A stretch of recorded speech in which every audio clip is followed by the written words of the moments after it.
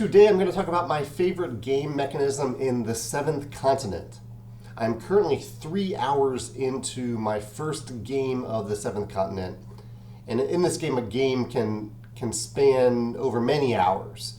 It's a little bit like a campaign, but it's more like you have this curse that you have to figure out. You're given very little information about it, and you spend as much time as you need to figure out that curse and solve it and cure it. So we're 3 hours into it, and I'm having a blast so far. There's so much cleverness and really love packed into this game. I can tell the designers just put everything they have into this game, and I really, really love that.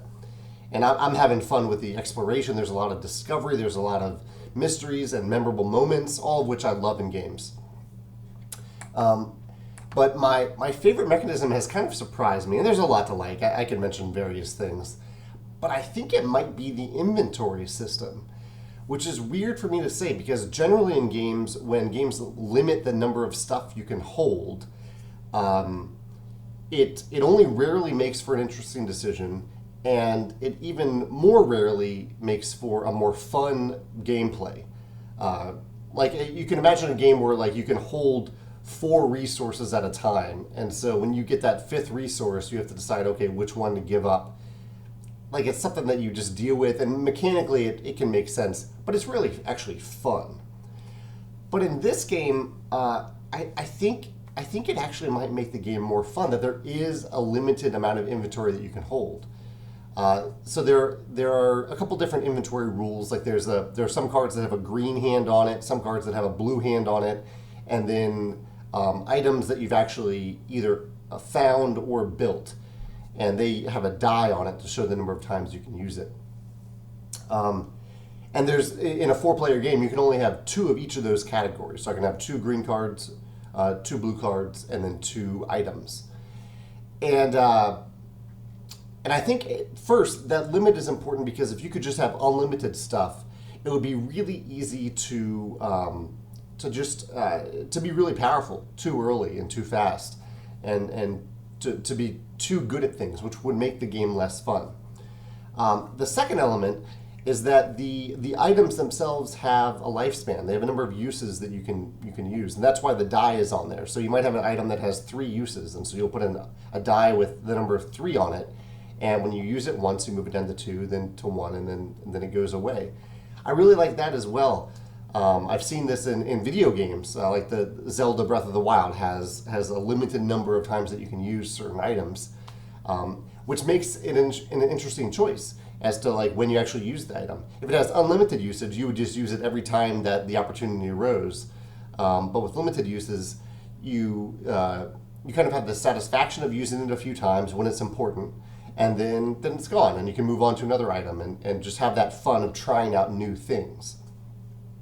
But the last element, and perhaps the most important, is how this inventory system connects to the skill test system in this game, which I won't explain. There's a lot to explain with this skill test, but the very core basic of it is that all players, it's a cooperative game, all players share a deck of cards, one deck of cards, and when you do a skill test, you'll draw a certain number of cards that's often decided by the players. So you might have a skill test that says, you need to draw 1+ cards, and you need to find at least 1 star on those cards.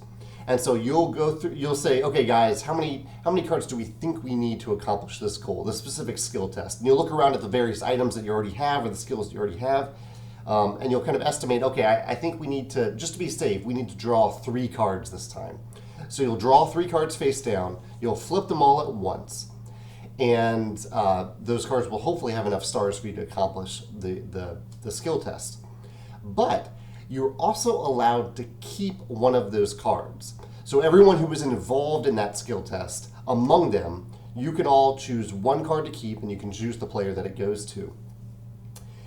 And the card draw is important. Just a really quick thing. The card draw is important because when the deck is kind of a timer for your life. I won't go into exactly how that works, but you can't just draw like 50 cards every time and guarantee that you have all the choices and get all the stars, because that's most of your life right there.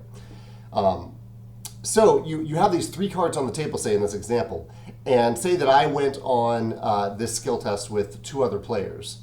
We then get to decide if we want to keep one of those cards, and this is where the inventory management system comes in in a really interesting way as well, because you have that limit in your hand.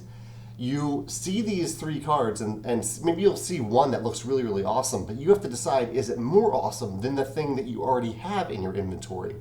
Or if there's room in your inventory, you might just automatically add it, which is nice early on in the game when you're trying to make tough decisions but don't really know what to do. You just automatically add it to your inventory. It's not really a choice. But once your inventory is full, it does become an interesting choice. Which one do I want to add? This also is really interesting because it impacts the players who join each mission, because certain cards can only go to certain players. Like I am playing, I forget his name, Ferdinand maybe? I'm playing Ferdinand, and Ferdinand has like 5 or 6 cards specific to him in that deck of cards, and the only player that can get them is me, is Ferdinand. So even though I might want to go on every skill test, there might be some skill tests that maybe I'm not on the location when it's happening, or I'm worried about the danger of going on that skill test. And so it's a choice, like, do I go on that skill test and risk getting hurt or give up doing something else that I could be doing? Or do I go on it because when we draw those cards, one of them might be one of my cards that's really good for me to get. And if I don't go on it, I'll lose that opportunity. And that card can only be added to my inventory if I have enough room, or I have to give up another card to make room for it. So it's all these decisions tied to the skill test, that deck, and also, but all coming back to that inventory system and the limited inventory. It's a much more interesting and fun choice to decide which card to add and which skill test to join in on, because your inventory is limited. So I really like this element of the game. Even though I found it frustrating at times in the game, it was like a fun type of frustrating. I could go on about this game even though I'm only 3 hours in, but and maybe I'll do a video when I'm done the entire campaign to see what if my favorite mechanism has changed by that point. But at this point, I think that's what it is. If you've played Seven Continent and want to talk about your favorite mechanism, I'd love to hear about it in the comments. Or if you, oddly enough, like this game, have a game where the inventory system or the inventory limit actually makes the game more interesting and more fun, I'd love to hear about that in the comments as well. Thanks.